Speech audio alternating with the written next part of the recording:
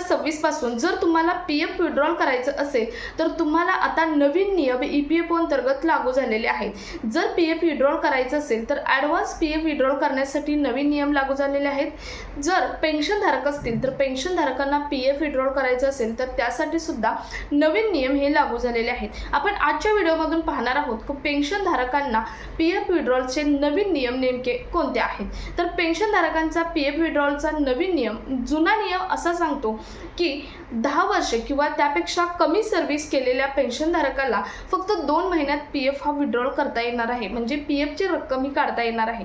परंतु नवीन नियम असा सांगतो, 1 जुलै 2026 पासून लागू झालेला नवीन नियम असा सांगतो की हे जे 2 महिने आहेत ते आता एक्सटेंड करून तुम्हाला 36 महिने पिरियड देण्यात आलेला आहे। म्हणजे 10 वर्षाची सर्व्हिस किंवा त्यापेक्षा कमी सर्व्हिस केलेले PF धारक असेल, PF खातेधारक असेल तर त्याला 36 महिन्यानंतर PF विड्रॉल करता येणार आहे। म्हणजे जवळजवळ 3 वर्षानंतर PF हा विड्रॉल करता येणार आहे। अतिशय खतरनाक हा नियम लावण्यात आलेला आहे।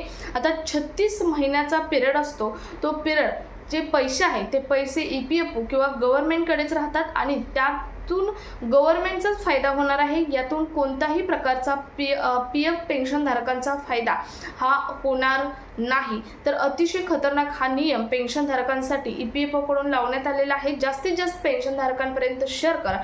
भेटूयात पुढच्या एका अपडेटसोबत, तोपर्यंत धन्यवाद।